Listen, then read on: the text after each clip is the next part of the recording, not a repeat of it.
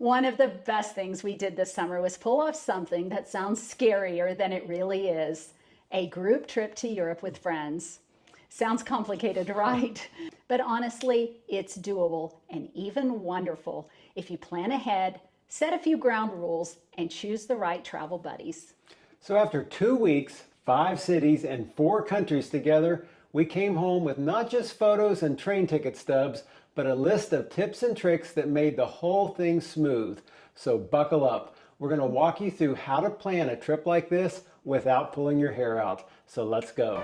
We're John and Bev, and we are the Retirement Travelers. If you're just finding us, we are an American senior travel couple who are on the adventure of our lives. So hit subscribe and follow along on our little travel log. We are a few weeks ahead of our videos, so if you're wondering where we are in the world, we keep our Instagram updated to our current location, so follow us there. Before we dive into the how, let's introduce the who. Now, someone once asked us how we knew each other, and Bev, without missing a beat, piped up, "We don't collect souvenirs, we pick up friends," and that's the truth.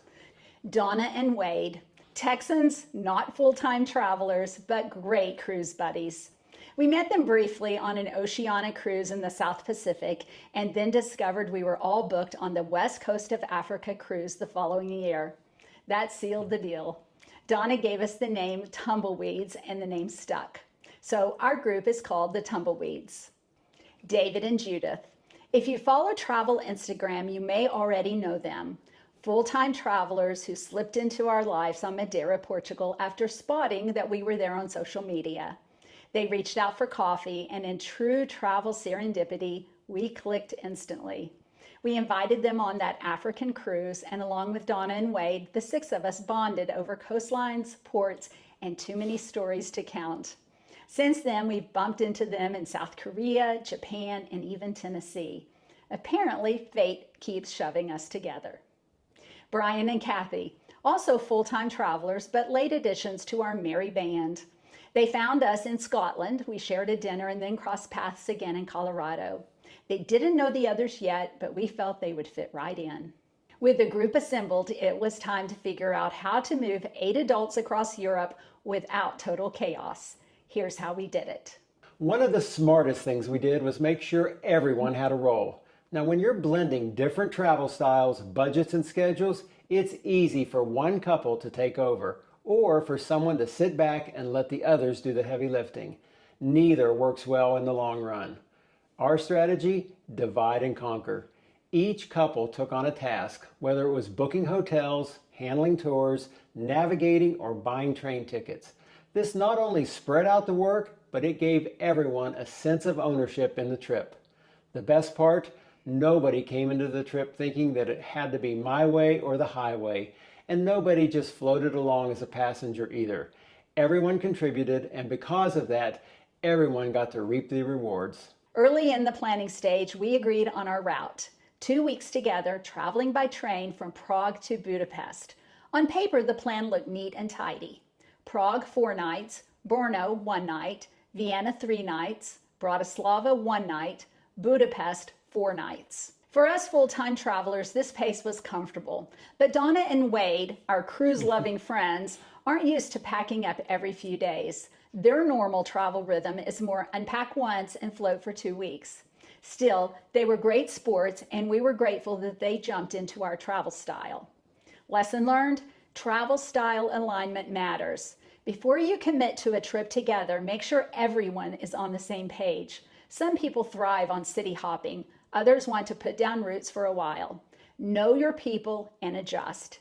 If we had to do it over again, we'd tweak the itinerary, skip Brno, add an extra night to Bratislava, and give ourselves 4 nights in each of the main cities.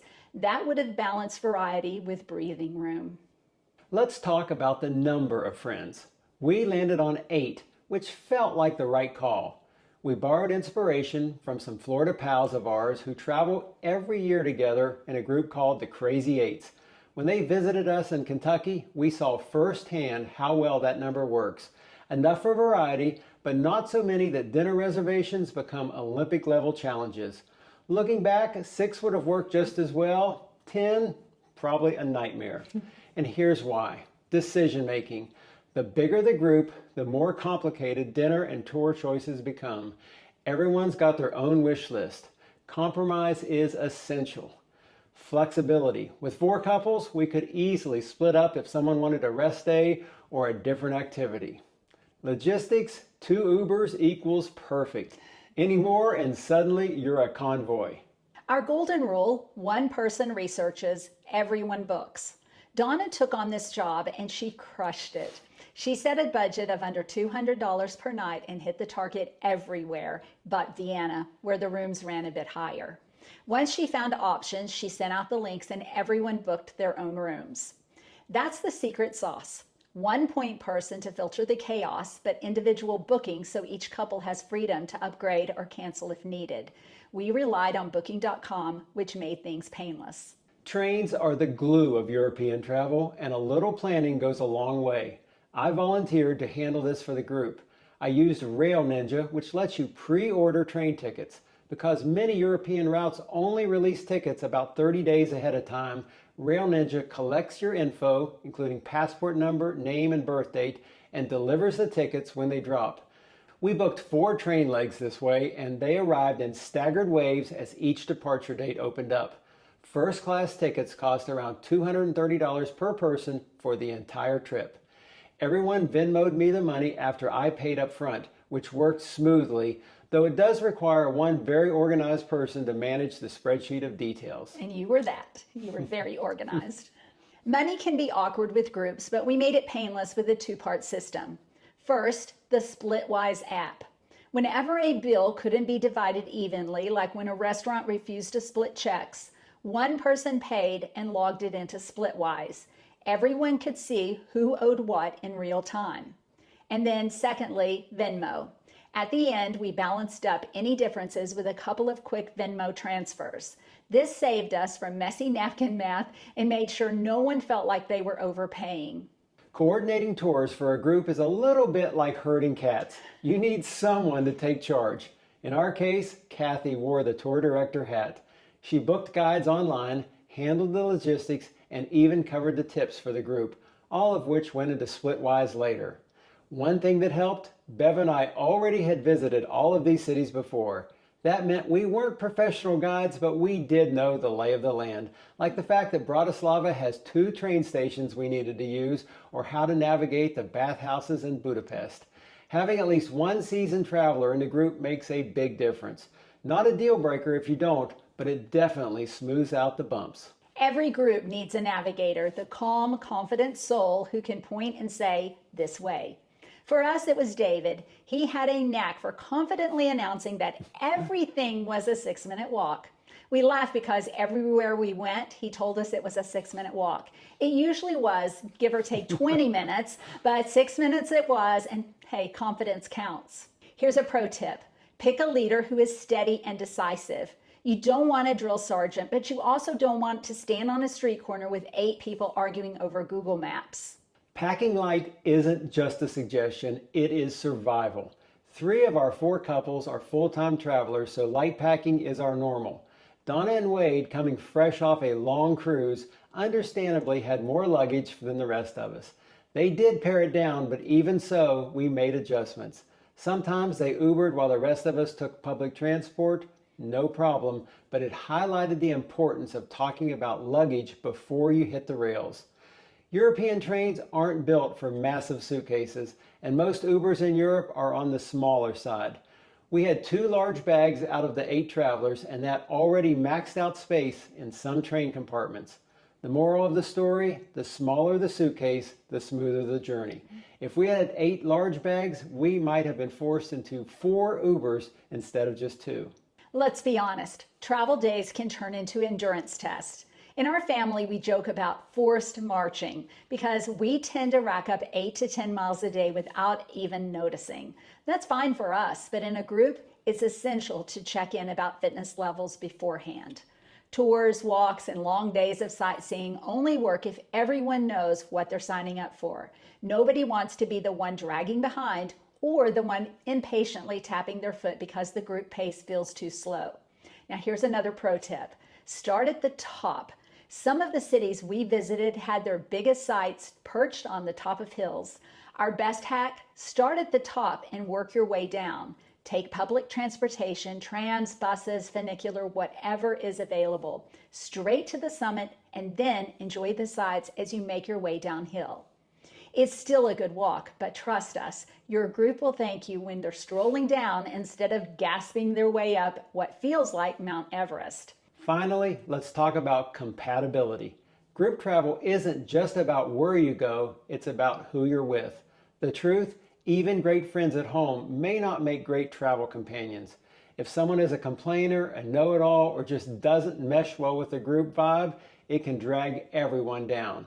The magic comes when the personalities click. 4 couples meshing perfectly is rare, but it's worth being honest before you book anything.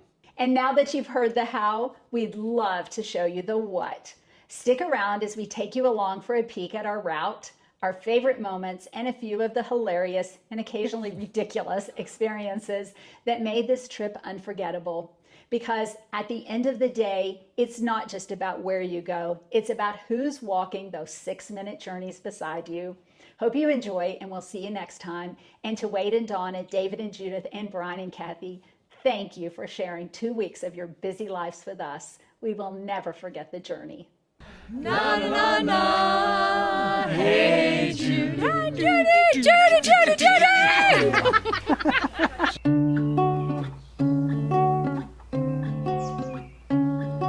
Friends are loyal, friends are kind, friends are always on your mind. When I'm with my friends, I'm feeling fine. Well, I guess I'm a lucky guy, 'cause I've got buddies by my side, and they'll be by my side through thick and thin. No matter what, we'll stick together up until the very end. Oh, I love my friends.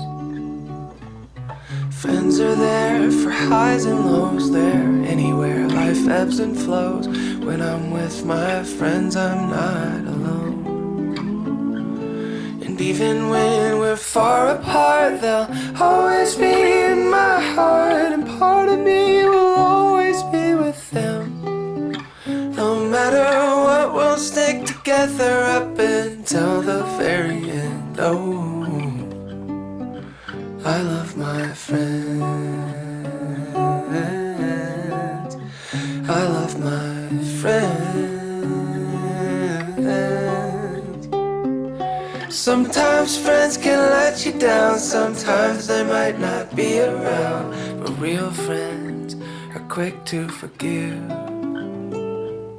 And someday, without realizing, you will say your last goodbye. So savor every moment that you get. No matter what, we'll stick together up until the very end. Oh, I love my friends. Oh, I love my friends.